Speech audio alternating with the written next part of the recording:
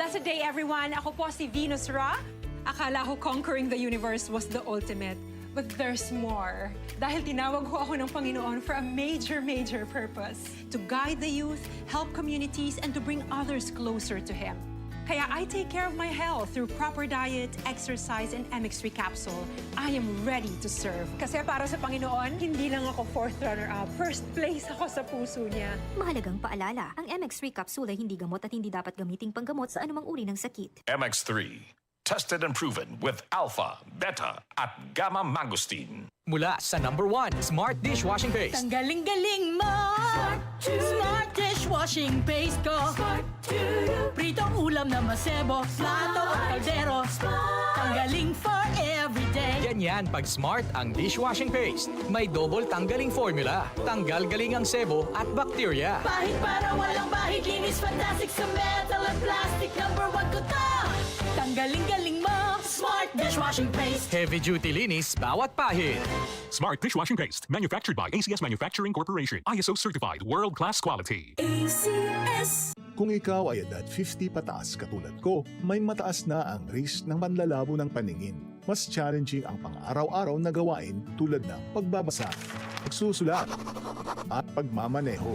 Ang Optin ay may lutin na maaari makatulong sa kalusugan ng mata, nilalabanan ang epekto ng glaucoma, macular degeneration at katarata. Kitang-kita ang kalusugan. Mabibili ang Optin sa mga pangunahing butika nationwide. Mahalagang paalala, ang Optin ay hindi gamot at hindi dapat gamitin panggamot sa anumang uri ng sakit. Si Mommy at si Washing Machine believe sa Pride Washing Machine Detergent. Hello, Washi! Hello, Mommy! Laundry day na naman! Ready ka na sa mancha, chocolate, putik, libag? Kaya yan ang Pride Washing Machine Detergent. May triple stain-away formula. Tanggal ang makapit, madikit, at malupit na dumit mancha. Easy ang labada. Mula noon hanggang ngayon. All you need is pride. All you need is pride. Pride Detergent, manufactured by ACS Manufacturing Corporation. ISO certified, world-class quality. ACS. Pagbasa sa Aklat ng Kawikaan, Kabanata 10, Talata 1 hanggang 32.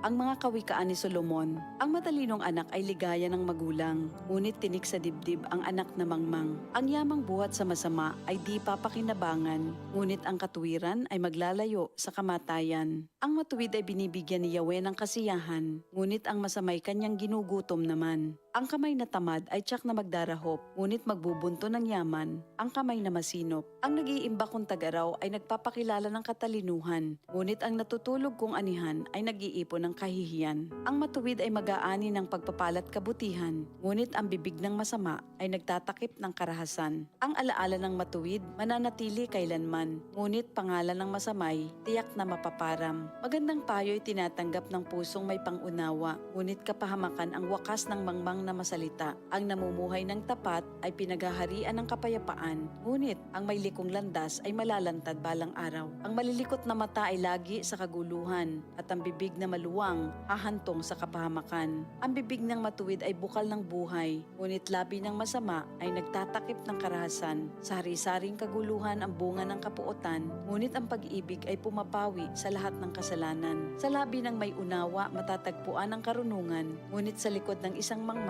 pamalo ang kailangan. Ang taong matalino'y nag-iimpok ng karunungan, ngunit ang salita ng mangmang ay nagdadala ng kapahamakan. Ang kayamanan ng mayamay matibay niyang tanggulan, ngunit ang kahirapan ng yagit ay kanyang kapahamakan. Ang kinikita ng matuwid ay nagbibigay buhay, ngunit ang sama-sama winawalda sa kasamaan. Ang nakikinig sa payo ay nasa daan ng buhay, ngunit ang ayaw sumunod ay tungo sa pagkaligaw. Ang nagtatanim ng puot ay puno ng kasinungalingan. Ang naninira sa kanyang kapwa ay isang taong mangmang. Ang taong masalita ay malapit sa pagkakasala, ngunit nagpipigil ng dila ay dunong ang pakilala. Ang dila ng matuwid ay tulad ng pilak na mahalaga, ngunit ang puso ng mangmang ay basura ang kagaya. Ang labi ng matuwid sa marami ay pakinabang, ngunit ang mangmang ay namamatay ng walang karunungan. Ang pagpapala ni Yahweh ay kayamanan na walang kasamang kabalisahan.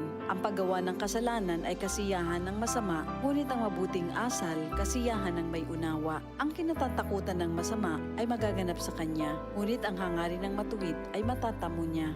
Tinatangay ng hangin ang taong masama, ngunit ang matuwid ay gusaling di magiba. Kung paanong ang usok ay nakakaluha, ang suka ay nakakangilo, gayon ang tamad na alipin sa kanilang mga amo. Ang paggalang at pagsunod kay Yahweh ay nagpapahaba ng buhay, ngunit ang mga araw ng masama ay hindi magtatagal. Ang pag-asa ng matuwid ay may magandang kahinatnan, ngunit ang pag-asa ng masama, ang dulot ay kabiguan. Si Yahweh ay kanlungan ng mga taong matuwid, ngunit kaaway sila ng taong masama ang hilig. Ang matuwid ay mananatili sa kanyang dako, ngunit ang masama kung saan-saan matutungo. Ang salita ng matuwid ay nagpapakilala ng karunungan, ngunit ang dilang sinungaling ay puputuli naman. Ang salita ng matuwid ay palaging angkop, ngunit ang salita ng masama ay puro paninira. Ito ang salita ng Diyos.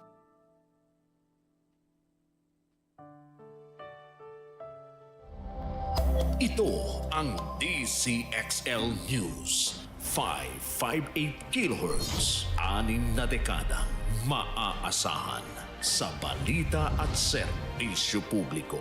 Ang himpilan ng RMN Network sa Mega Manila.